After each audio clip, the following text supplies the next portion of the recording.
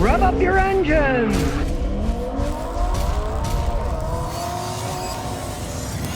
Now, I've been testing battery chargers out for years. Unfortunately, there's a bunch of crappy ones out there, but there's good ones too. I'm going to run the gamut to explain what you should buy for the usage that you want. I think they're all battery chargers. All they're doing is transforming electricity from a plug-in 120 volt in your house, charge 12 volt battery. So what does it matter? Well, it matters a lot. For instance, here's a cheap one. I got this one on Amazon. It's a S-Dualability, what a stupid name. Unless you just want a real cheap battery charger for topping up a battery, say you got a boat battery and you're gonna leave this thing plugged in on it for days on end, it might eventually charge it, but the problem with these cheap ones are, these are all digital these days. You can see it's all digital, and guess what? If you plug it into a really flat battery, it won't charge it. I've tried with these cheaper ones. It just goes haywire, does crazy stuff. It'll say, oh, charging, and in 10 minutes it'll say it's done. Then you try to start and the battery's still flat. These are just cheap little piles of crap. They hardly weigh anything. As you can see, this thing weighs 1 pound 7.2 ounces, and it has manual, automatic. It claims it can do lithium batteries and lead acid batteries. Don't waste your money on some pile of junk like this. Now here's a DeWalt Charger. You might think, oh, DeWalt, they make great tools. Well, to begin with, this thing's made in Vietnam. It says right here, made in Vietnam. And it suffers from the same exact problems that really cheap one does. I hooked it up to a Honda that a woman told her that it sat for a while, and the battery was completely flat. My charging system showed 0 volts. So I hooked this up, and it said it was reconditioning it, charging it. I came back, it said it was done, turned the key, nothing. So I hooked up this DSR powered by Schumacher. Schumacher is the original company. I guess they bought out DSR. You can see it is a serious thing. It can do 10 amps to 50 amps. It can do 15 amp fast charger, 4 amp maintainer. This is a serious machine. I know it works. So I used that to charge up the Honda. It had full power. Now, if you watch that Honda video, unfortunately, the reason the car had been parked for a long time was because the woman's son blew the engine up. The engine was locked up solid, and of course, it's never going to start. But at least I had full power. I could run all the fans and everything, ran fine. The headlights came on, but it wouldn't start because the engine was locked up. But if I would have trusted this cheap DeWalt one, it isn't cheap price-wise. That's $109 on Amazon, so it wasn't cheap. It was still $109, but it's cheaply made. If I would have trusted that info, since charged and said it's ready, and it wouldn't do anything, I would have wasted, in this case, they wanted $200 for the Honda battery. I would have wasted $200 only to find the engine was locked up.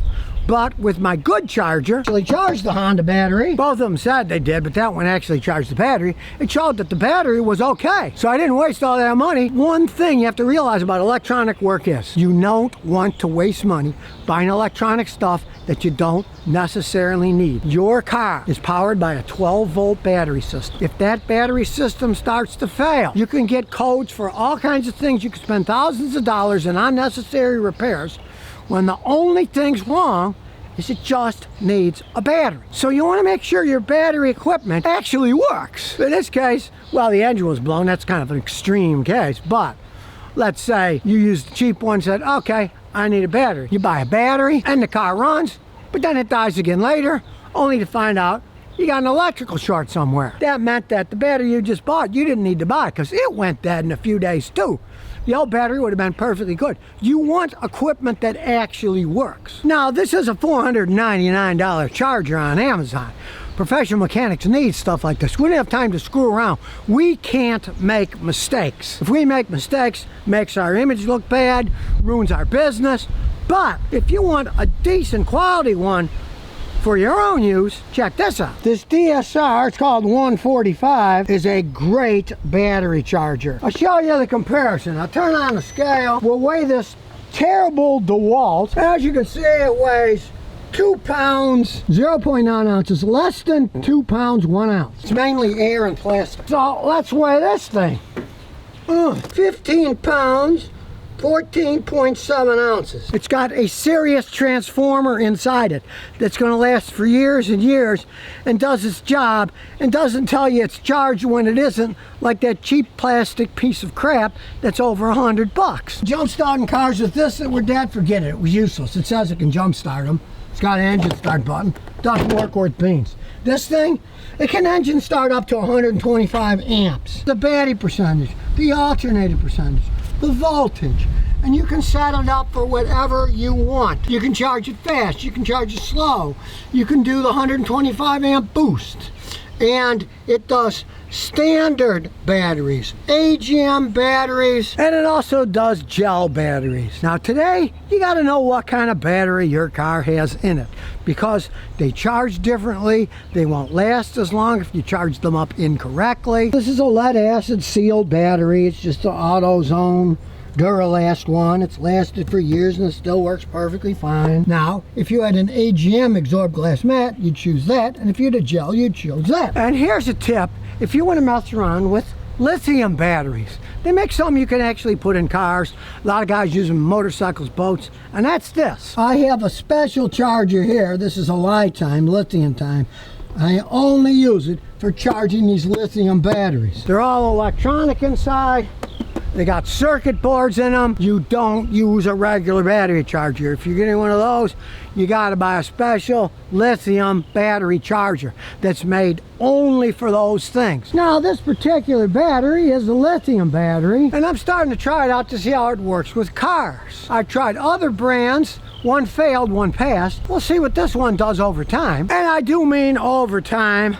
I get people sending me stuff all the time, and I tell them I don't do paid advertising. Send me products, I'll test them out. Well, as soon as they send me one, immediately, or within a few days or weeks, they'll say, oh, have you made us a video yet? Have you? And I say, no, I got to check this stuff out, and it takes time. You want to check out a battery, you want to see if it lasts for years. You don't just say, oh, here's a great idea. You don't know if it works until it's been out and it's been tested. So, we'll see how this thing holds up over time. I have the charging for it, and if you're ever going to try messing with lithium batteries in cars, make sure you have a specified lithium battery charger. Don't use any of these other chargers that aren't set up for lithium. The ones that I've been showing are for conventional batteries. Most cars have conventional batteries in them, right? And if you happen to have an electric car, hey, this DeWAL Charger that I got here, it works great for charging electric cars up. Got the special plugs that go into it, and this particular one is a 220 volt system too. These particular ones are the same voltage that your car normally uses, and the only thing is you got to see, will they last over time. I tried one out years ago in my Celica, and it worked until winter came and then it died. I got one sitting in it now that I'm still trying out, and it went through one winter and started up so far, so we're going to test this one out too. But you're going to need patience on that, because I have to test them out over time. That's the only honest test that there is. This is why I tell people, be leery of reviews that you see on Amazon, on eBay, whatever. You'll see the date and you'll say, oh, best thing I've ever bought, blah, blah, blah. And it'll be like June 28th now, and the review will be June 2nd. Well, it's the same year, June 2nd, 2024. That's no test of whether something is good or not.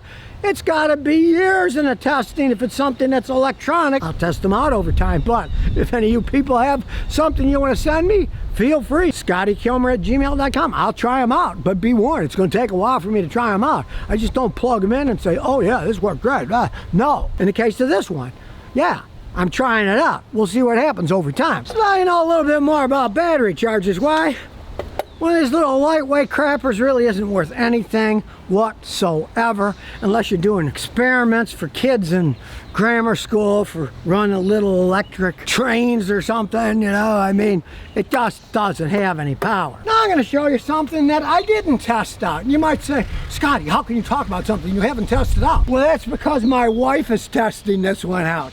She likes a small foldable electric bike. This is a Quali Sports Dolphin Plus e-bike. Now my wife loves it for a lot of reasons, but I'm going to show you every part of it.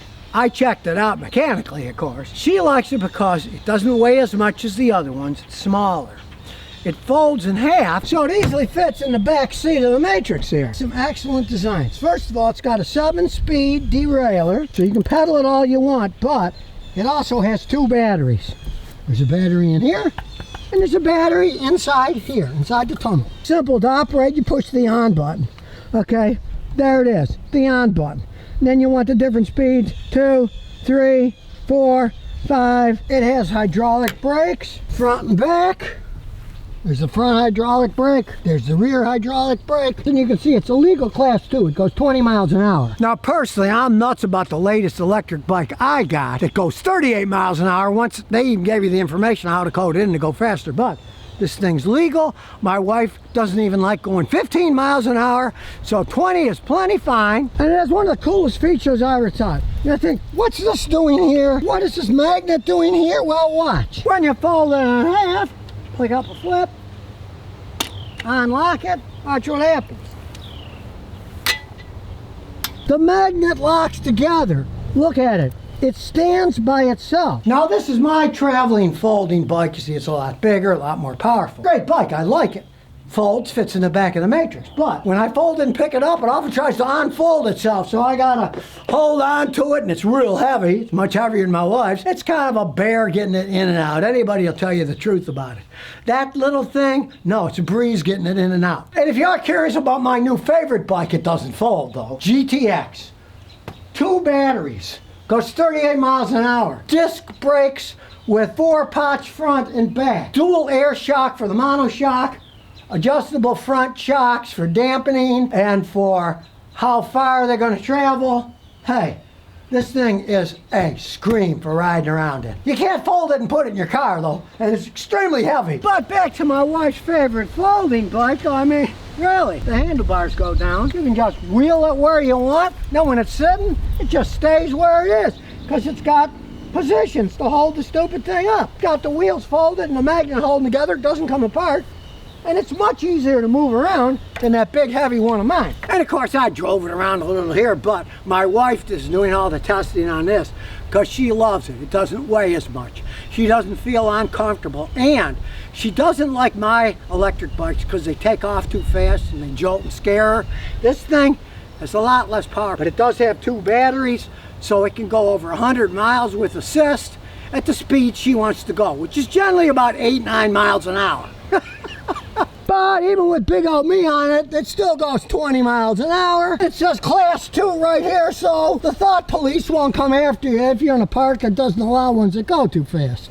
It even says 20 miles an hour there. Some of these little folding electric bikes have gone a long way from little pieces of Chinese junk to pretty well-made, well-designed folding bikes with disc brakes, comfortable seats, and that will actually fit in the back seat of the car when you fold it up because they're really well designed. And in that respect, anybody out there's got an interesting technological wonder they think the world would love to buy, hey, send it to me, ScottyKilmer@gmail.com. Just get a hold of me. I will honestly test them out. Just realize it's not going to be instantaneous. I actually check these things out, or in the case of that folding electric bike, my wife checks it out because it's her size. I can ride it around, yes, but I like the bigger, faster ones, and she doesn't like going that fast anyways. But for her, that is about as close to perfection for a folding electrical bike that she's found so far. So even though she's married to one of the most imperfect people on the planet, she has an almost perfect folding electric bicycle for taking anywhere in the Matrix and getting out and riding around for 100 miles if she wants to, although the most she's ever done was about 8 miles. So if you never want to miss another one of my new car repair videos, remember to ring that bell.